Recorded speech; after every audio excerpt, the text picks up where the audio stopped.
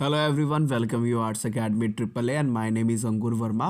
आज की क्लास का जो हमारा चैप्टर चल रहा है वो है समकालीन विश्व में सुरक्षा।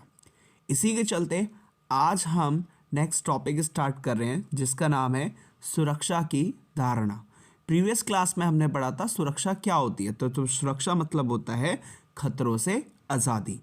तो अब सुरक्षा की धारणा की बात कर लें। अगर हम सुरक्षा की धारणा की बात करें तो सुरक्षा की पहली धारणा है पारंपरिक धारणा और दूसरी क्या है अपारंपरिक धारणा।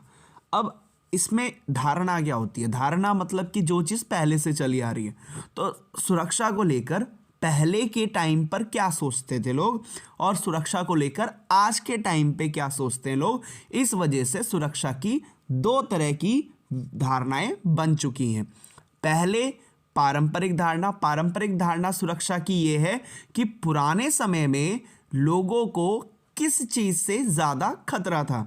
और अपारंपरिक धारणा में सुरक्षा की हम बात करेंगे कि आज के समय में लोगों के सामने कौन कौन से नए खतरे निकल के आए हैं। तो सुरक्षा की पारंपरिक धारणा में पुराने खतरे कौन कौन से हैं ये हम पढ़ेंगे, और उसमें भी हम ये पढ़ेंगे कि पुराने समय में बाहरी सुरक्षा और इसके साथ साथ पुराने समय में आंतरिक सुरक्षा के लिए कौन कौन से खतरे थे। तो इसमें सुरक्षा की धारणा में सबसे पहले हम यही पढ़ेंगे कि पुराने ज़माने में किस चीज़ से खतरा माना जाता था, और सुरक्षा की अपारंपरिक धारणा में हम ये समझेंगे कि आज के समय में लोगों के लिए कौन कौन से खतरे माने जाते हैं और उनसे हमें सुरक्षा कैसे करनी है। तो सबसे पहले हम डिस्कस करेंगे पारंपरिक धारणा। पारंपरिक धारणा मतलब कि सुरक्षा की पुराने समय में मेन किस चीज़ से खतरा माना जाता था और किस चीज़ से हमें क्या करनी है, सुरक्षा करनी है। तो सुरक्षा की पारंपरिक धारणा को भी हमने दो पार्ट्स में बांट दिया, एक तो बाहरी सुरक्षा और दूसरा आ जाता है आपका आंतरिक सुरक्षा। कि पुराने ज़माने में बाहरी किस चीज़ से हमें सुरक्षा करनी होती थी और देश के या साम्राज्य के अंदर हमें किस चीज़ से क्या करनी थी, सुरक्षा करनी थी, वो भी कब, पुराने समय में। तो पारंपरिक धारणा में भी दो तरह की हम सुरक्षा के तौर पे बात करेंगे कि पारंपरिक धारणा की बाहरी सुरक्षा हमें किससे करनी है और इसके साथ साथ पारंपरिक धारणा में आंतरिक रूप से हमें सुरक्षा किससे करनी है।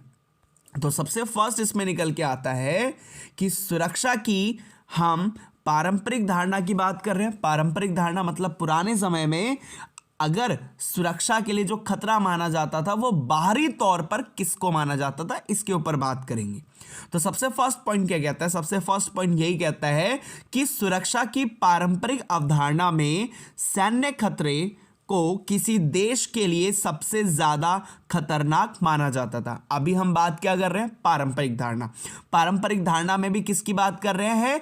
बाहरी सुरक्षा की। और फिर हम बात किसकी करेंगे? आंतरिक सुरक्षा की। कि पुराने समय में बाहरी मतलब मान लीजिए एक कोई ये देश है, तो मेन पुराने समय में इस देश को जो खतरा होता था वो किसी और से नहीं बल्कि दूसरे देश से ही खतरा होता था। तो यही वो कहता है कि सुरक्षा की पारंपरिक धारणा में बाहरी सुरक्षा में अगर हम बात करें या फिर सुरक्षा की पारंपरिक धारणा में सिर्फ और सिर्फ एक देश को या किसी देश को जो खतरा माना जाता था वो कोई और नहीं बल्कि दूसरे देश की सेना को खतरा माना जाता था। मतलब कि ये एक देश है तो इस देश को जो खतरा है, पुराने समय में जो खतरा होता था वो दूसरे देश की सैन्य शक्ति से होता था या दूसरे देश से होता था। और इसी में हम यही पढ़ेंगे कि पारंपरिक धारणा में यही कहता है कि पारंपरिक सुरक्षा की पारंपरिक धारणा में सैन्य खतरे को किसी देश के लिए सबसे ज़्यादा क्या माना जाता था? खतरनाक माना जाता था। मतलब कि पुराने समय में अगर किसी देश को खतरा है तो वो दूसरे देश से है। अगला क्या कहता है? नेक्स्ट पॉइंट, इस खतरे का स्रोत दूसरा मुल्क हो सकता है जो सैन्य हमले की धमकी देकर संप्रभुता, स्वतंत्रता, क्षेत्रीय अखंडता जैसे किसी देश के केंद्र मूल्य के लिए क्या बन जाए, खतरा पैदा करता है।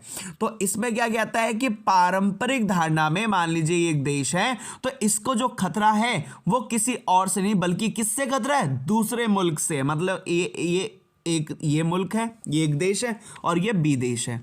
तो ए देश है तो ए देश को जो खतरा होगा, पारंपरिक धारणा की बात कर रहे हैं पुराने समय में, तो पुराने समय में अगर एक देश को खतरा होता था वो सिर्फ और सिर्फ दूसरे देश से होता था। अब दूसरा देश क्या करेगा, हमला करेगा ए देश पे, तो हमला करके कहीं बी देश जीत गया, ये वाला देश जीत गया, तो वो ए वाले देश का क्या करेगा, एक तो उसकी संप्रभुता, मतलब कि उसको जो सर्वोच्च सत्ता है, मतलब कि जो यहां का राजा है, उसको क्या करेगा, उसको खत्म कर देगा। दूसरा, यहां पे रहने वाले जो लोग हैं उनकी स्वतंत्रता ले लेगा, और इसके साथ जो क्षेत्रीय अखंडता है उसको भी क्या करेगा, खत्म कर देगा।